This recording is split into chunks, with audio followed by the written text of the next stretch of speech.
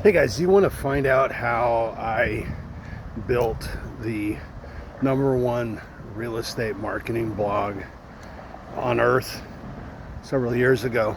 And it really informed the habits that I created there, really informed the way that I went forward after the blogging craze kind of turned into social media. And so it's very simple. Go support other bloggers, other social media people. Why I'm mentioning this is I just saw somebody advocating this stuff, and in the real estate space of all things, and he's right, but he's wrong. Here's where he's wrong, or I'll say where he's right.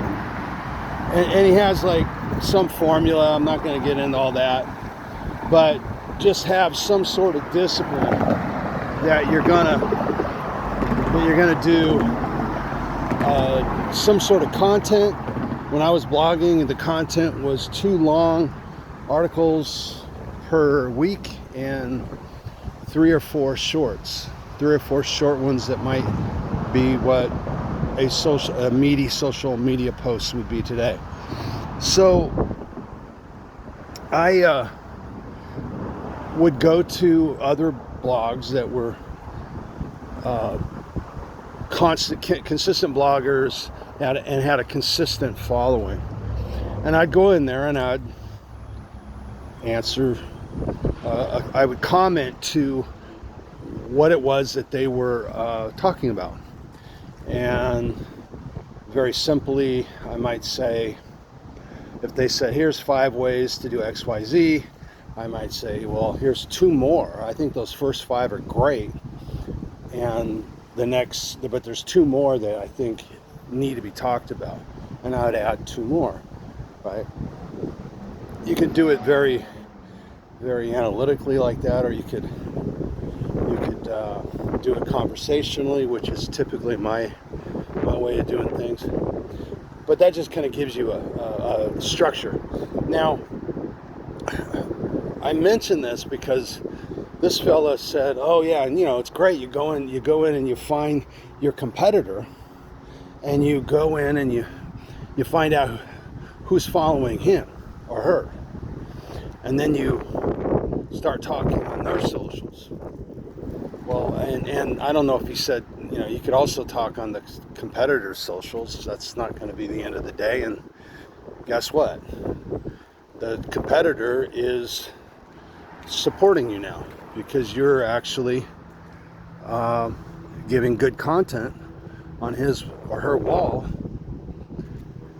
and all of their prospects and customers are going to read your stuff. Now, jump forward several years since the blogging days, and we have a social situation where a lot of the stuff that we're responding to is video stuff. So it's not quite as conversational as back in the old days.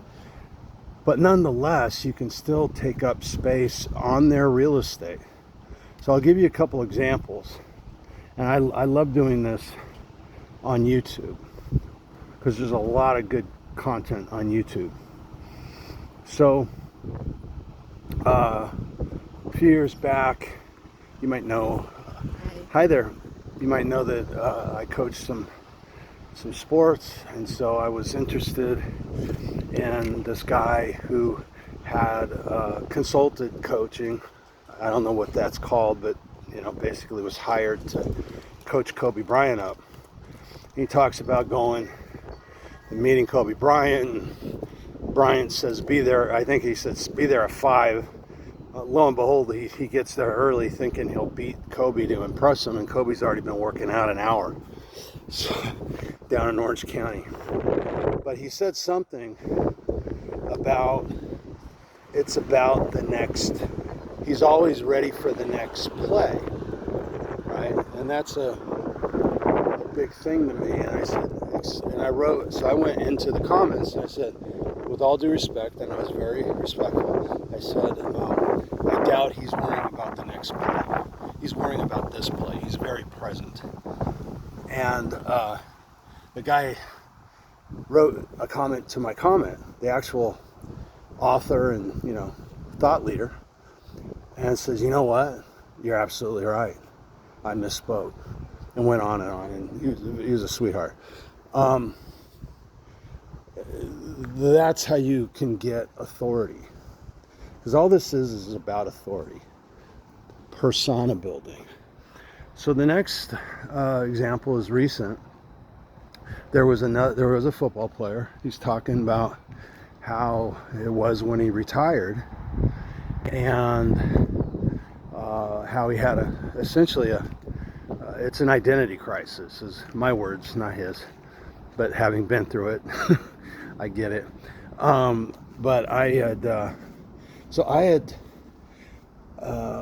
wrote in there, it's like getting divorced from a woman, it starts cheating on you or something. You're replaced, and it sucks. You spend your whole life just being a football player, and now you're at best an ex-football player. It's tough. I got a reply from his wife, not a reply, a like, big deal, but kind of cool, because I think she probably runs the social media for him also, but it was off of her podcast, and she's pretty well known in this world. The other one just recently was, I talked about my friend Chase's, he was talking about how social media and everything, and the different gyrations, and how we process information now, and how we look at the people who are doing content. And I wrote in there something about authority, and a lot of authority comes from our humanness, just us being real, being transparent and authentic. Words that are beat the hell, I get, but are going to be more and more important as AI creates these faux environments, these virtual environments that, as some people are calling now, AI slop, where we stop trusting. And so when an actual person who has human qualities and might say more than once, or wear a t-shirt and look like a real person, I'm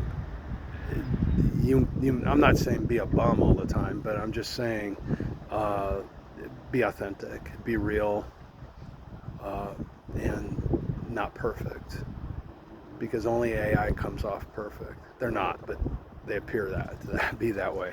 And I think you'll win over people as we go forward, but you got to be doing content.